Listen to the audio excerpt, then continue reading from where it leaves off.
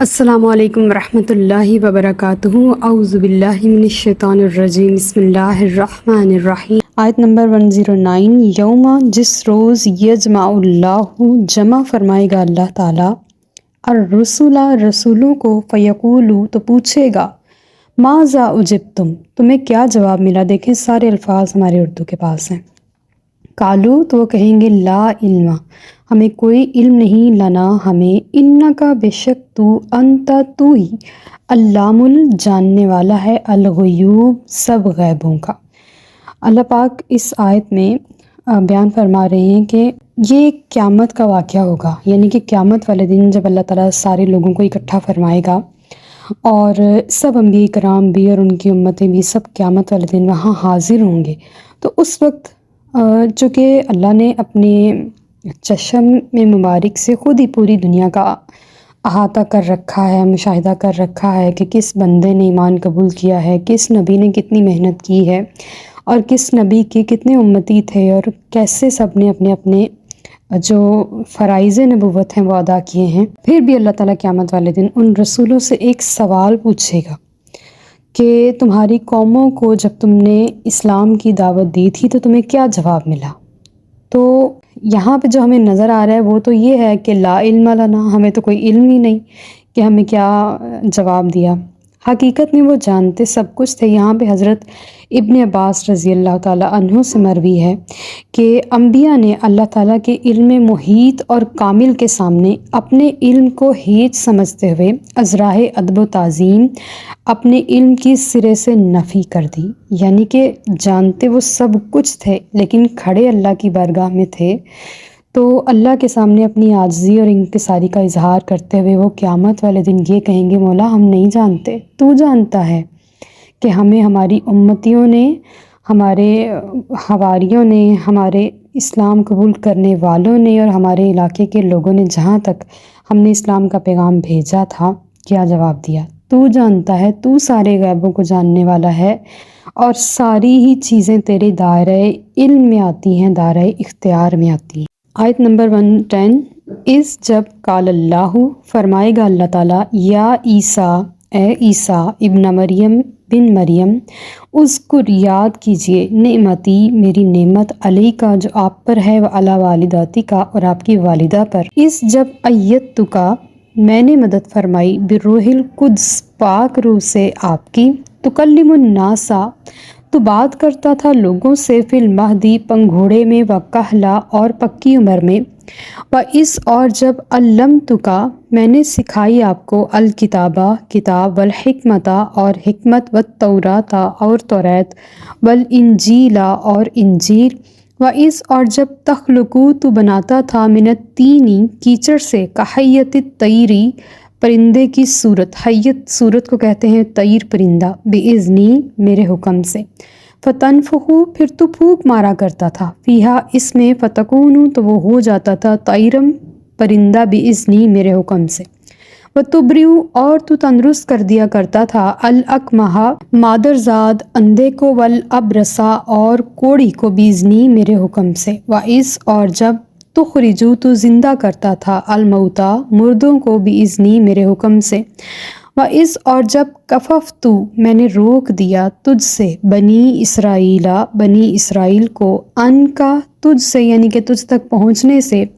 اذ جئتہم، جب تو آیا ان کے پاس، بالبینات، روشن نشانیاں لے کر، فقالا،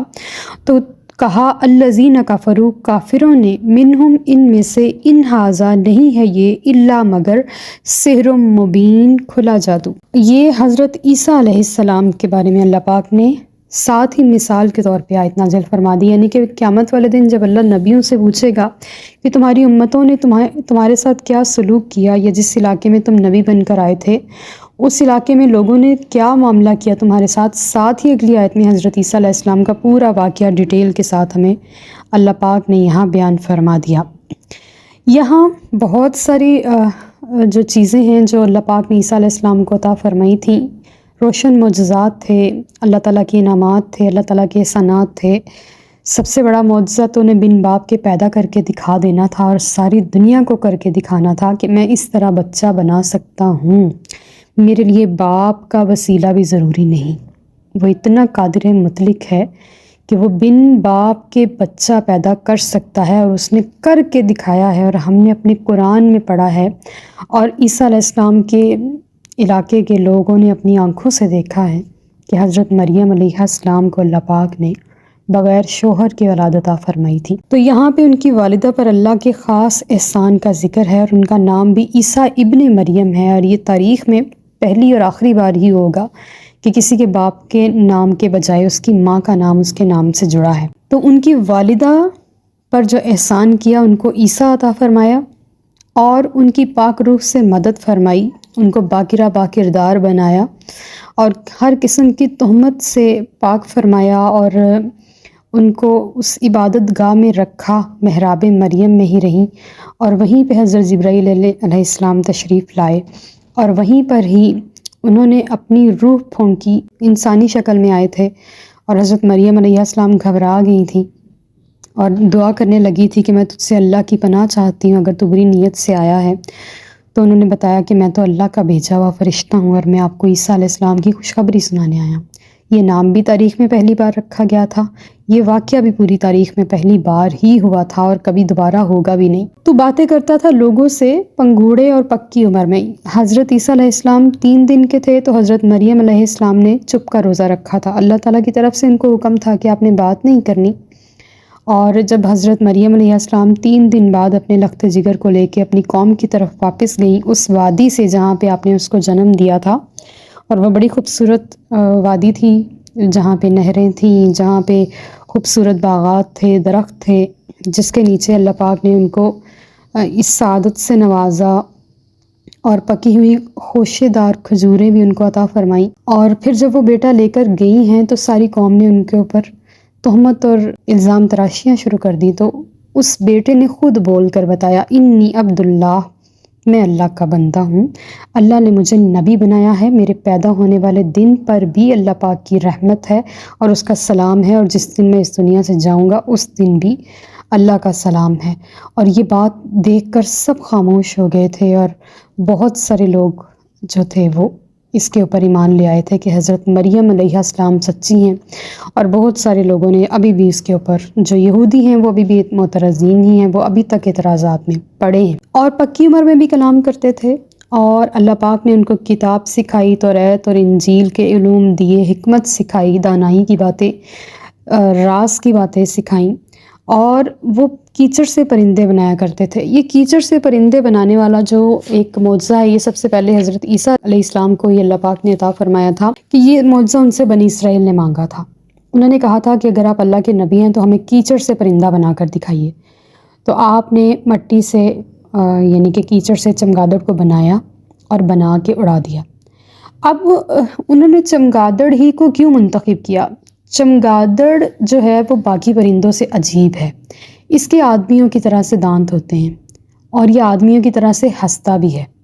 اور یہ اپنے پروں کی بجائے اپنے بازوؤں سے اڑتا ہے، اور یہ پرندہ جانوروں کی طرح، یعنی کہ یہ پرندہ ہونے کے باوجود انڈے نہیں دیتا، بچے دیتا ہے، اور اس کو خواتین کی طرح حیض بھی آتا ہے۔ اور جب انہوں نے یہ معجزہ طلب کیا تھا تو حضرت عیسیٰ علیہ السلام نے ان کو بنایا اور اس کو اڑایا۔ جب جہاں تک بنی اسرائیلیے کو وہ نظر آتا رہا وہ اڑتا رہا، لیکن جہاں اس کی نظروں سے اوجھل ہو گیا وہ مر کے گر گیا۔ اور یہ اس لیے ایسا ہوتا تھا کہ اللہ کی بنائی ہوئی چمگادڑ اور عیسیٰ علیہ السلام کی بنائی ہوئی چمگادڑ میں فرق رہ جائے۔ جو اللہ کی بنائی ہوئی چمگادڑ ہے وہ قیامت تک قائم دائم رہے، اور عیسیٰ علیہ السلام کی بنائی ہوئی چمگادڑ اس کے اندر گڑمٹ نہ ہو جائے۔ لہٰذا آج دنیا میں کوئی چمگادڑ عیسیٰ علیہ السلام کی بنائی ہوئی موجود نہیں ہے، بلکہ اللہ کی بنائی ہوئی ہی موجود ہے۔ اور آپ مردوں کو زندہ کیا کرتے تھے، آپ مادرزاد اندھوں کو، مادرزاد اندھا وہ ہوتا تھا جو ماں کے پیٹ سے ہی اندھا پیدا ہو، اور کوڑ کا مرض آپ کی دعا سے، یعنی کہ کوڑ وہ مریض ہوتے ہیں کہ جو کوئی ان کے قریب بھی نہیں جاتا اور وہ بھی کسی کے قریب نہیں آ سکتے، وہ شہر سے باہر ایک الگ وادی میں رہتے ہیں، اور ان کا کھانا پینا سب کچھ وہاں کے رہنے والوں ہی کے ذمے ہوتا ہے، اور وہ جو ان کی ہیلپ کرتے ہیں وہ بھی اس مرض میں مبتلا ہو جاتے ہیں، اس لیے کوئی بھی ان کے قریب نہیں جاتا۔ اور وہ اس مرض کے جو مریض ہوتے تھے نا، ان کو بھی شفا دے دیا کرتے تھے، اور پیدائشی نابینا بھی آپ کی دعا سے شفا یاب ہو جاتے تھے۔ آپ کے ہاتھ میں مسیحائی تھی، آپ اپنا ہاتھ، اپنا دست مبارک ہی پھیرا کرتے تھے اور شفا مل جاتی تھی۔ آپ نے 4 مردے زندہ کیے ہیں۔ ایک عازر آپ کا دوست تھا، آپ دور تھے تو اس کا انتقال ہو گیا۔ جب آپ واپس آئے تو اس کے انتقال کو 3 دن ہو چکے ہوئے تھے، تو آپ نے اس کے قبر کے پاس آ کے دعا کی تو وہ اپنی قبر سے کپڑے جھاڑتا ہوا باہر آ گیا تھا، اور بہت برس تک زندہ رہے وہ، اور اللہ پاک نے ان کو اولاد بھی عطا فرمائی تھی۔ ایک بڑھیا کا بیٹا تھا جو کہ فوت ہو گیا، اور بڑھیا بہت روتی چلاتی تھی، تو حضرت عیسیٰ علیہ السلام کی دعا سے وہ اپنی چارپائی پر ہی، یعنی کہ ابھی اس کو دفنایا نہیں تھا، چارپائی پر ہی زندہ ہو گیا تھا اور بہت عرصہ زندہ رہا، اور اللہ نے اس کو بھی اولاد عطا فرمائی تھی۔ ایک لڑکی تھی جو کہ ٹیکس وصول کرنے والے کی بیٹی تھی، اس کی موت ہو گئی اور وہ بہت روتا رہا، تو اس کی حضرت عیسیٰ علیہ السلام نے اس کے لیے دعا کی تو وہ اپنے مرنے کے 1 دن بعد زندہ ہو گئی تھی، اور بہت دنوں تک زندہ رہی، اور اس کے بھی ہاں کافی اولاد ہوئی۔ اور پھر جب یہ 3 معجزات حضرت عیسیٰ علیہ السلام نے دکھا دیے مردے زندہ کرنے والے، تو بنی اسرائیلیوں نے کہا کہ یہ لوگ مرے ہی نہیں تھے، ان پر سکتہ طاری ہوا تھا، یا یہ کوما میں چلے گئے تھے۔ اس دور کے تقاضوں کے مطابق تو سکتہ ہی طاری ہو سکتا ہے، لہٰذا ہم نہیں مانتے کہ آپ نے کسی مردے کو زندہ کیا ہے، یہ تو تازہ تازہ گئے تھے اور تازہ ہی واپس آ گئے، شاید یہ مرے ہی نہیں تھے۔ تو آپ نے فرمایا کہ ٹھیک ہے، آپ مجھے کسی پرانی قبر پہ لے جاؤ۔ تو وہ حضرت سام بن نوح علیہ السلام کے بیٹے،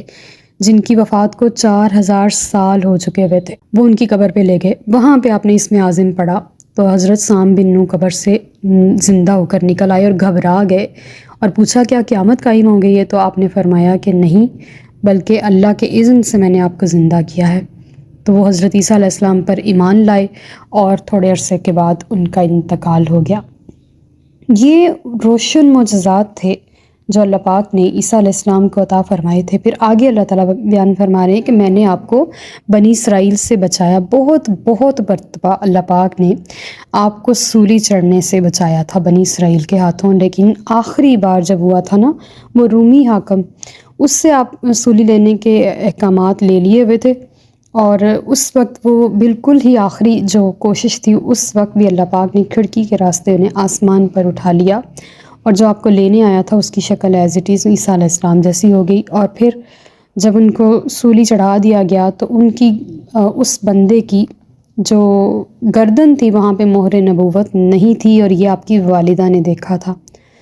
تو اس طرح اللہ پاک نے آپ کو ایک راز کی طرح رکھا، پیدا بھی راز کی طرح کیا، زندگی بھی راز کی طرح گزاری،